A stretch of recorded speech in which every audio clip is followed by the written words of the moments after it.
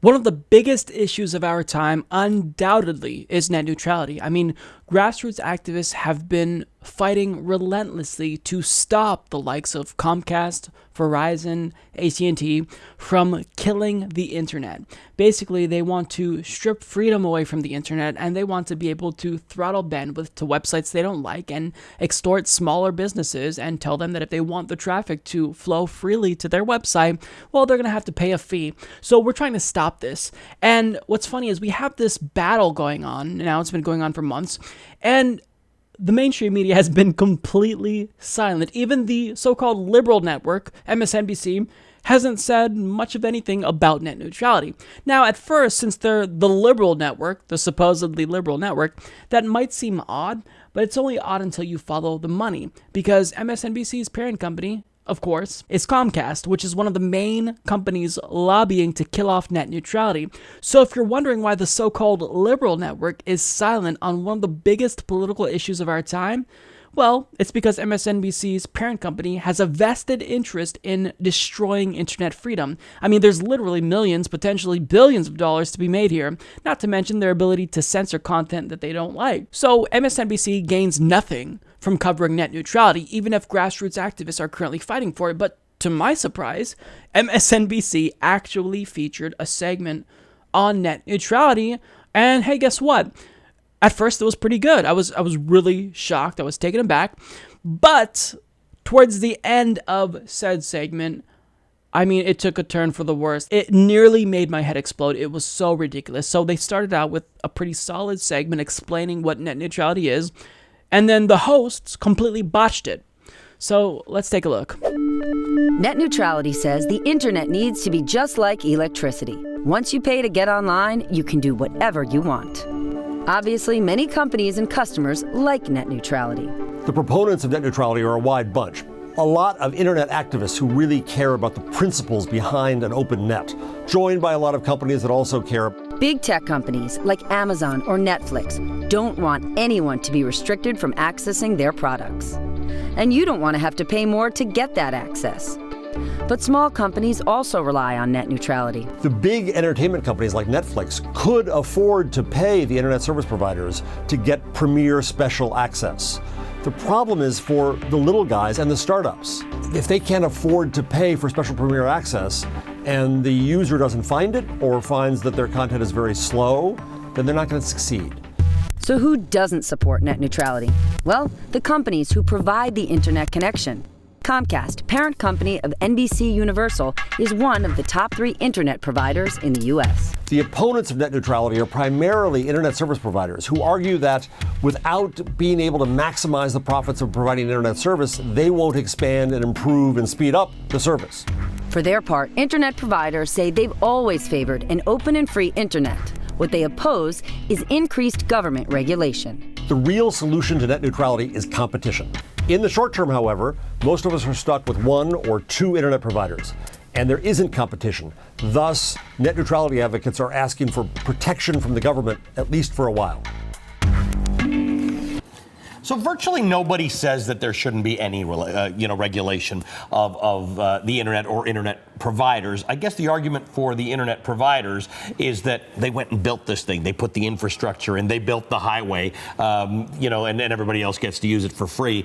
They want to be able to make enough money off of it, so they have to cut some deals to do that. Yes, but the argument, Jeff Jarvis talks about competition breeds innovation, and that's great. But if it's all about competition, the biggest guy will always win. And if this is about innovation and entrepreneurship, you've got to leave space for that new guy to get in the game. Otherwise, Amazon and Google will control the world. And, look, we've got an ongoing debate on all sorts of levels about what amount of regulation is correct for the government. And keep in mind that this conversation's been evolving over more than 100 years. And now you've got the internet. The government's not up to speed on figuring out how to regulate it. So important. So for the Googles of the world who are saying we want this regulation light, one of the issues is Government just hasn't caught up with technology. No one has, given how fast things have Right. There are moved. 23-year-olds inventing some of these fantastic websites and these apps, and the government is still thinking about the way it applies trade regulations when Staples and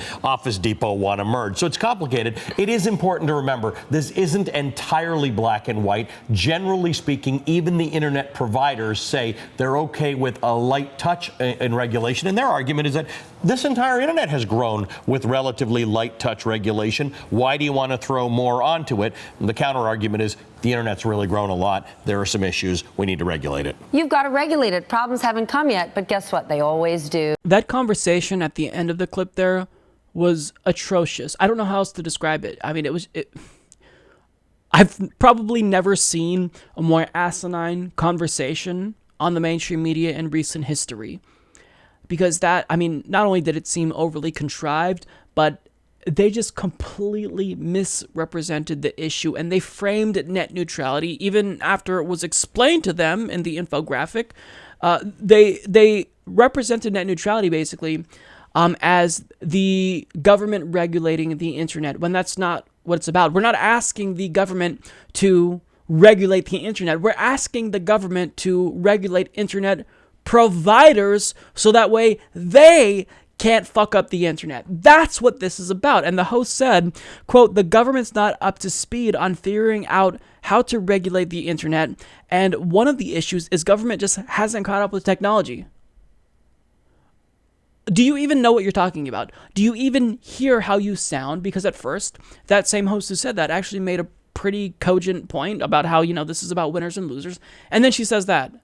What are you thinking? You are really dumb. So, needless to say, this segment made me so angry because they're trying to frame this as a really complex, convoluted, and even esoteric issue when that's really not the case. It's actually pretty simple. We're not asking the government to regulate the internet. We're asking them to regulate internet companies. We're calling for the same internet freedom that's been the norm for decades. And one of the hosts ended this segment by hilariously pretending to be a proponent of net neutrality, saying, "Well, you've got to regulate it. Problems haven't come up yet, but they always do."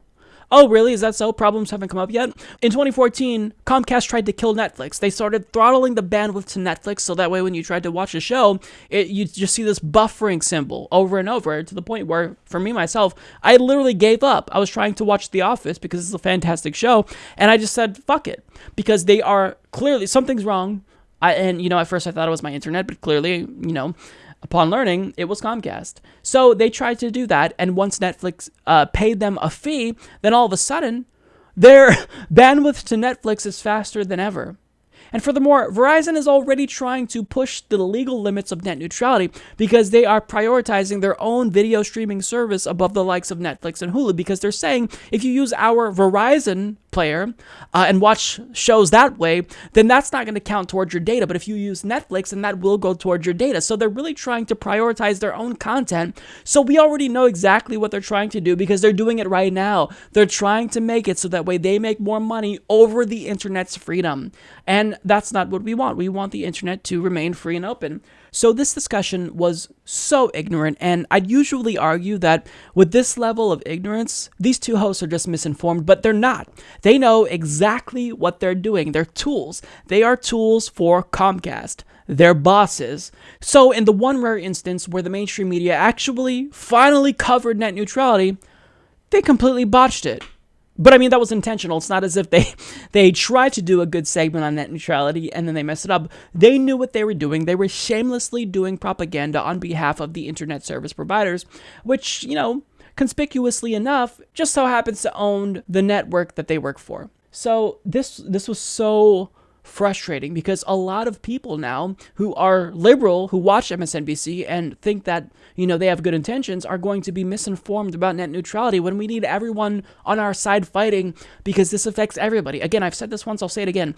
Unless you are the CEOs of AT&T, Comcast, Verizon, you have nothing to gain from losing net neutrality. This is a fight that involves all of us. This is about more than the internet. Since the internet has become so integral to democracy and organizing and grassroots, pressure on politicians and companies, this is about democracy. So this is a huge issue, and MSNBC they messed it up so much, and I was just so frustrated about this segment. It really pissed me off, but I don't have to tell you that. And yeah, they fucked it up big time. Support this podcast by becoming a patron at patreon.com/Humanist Report.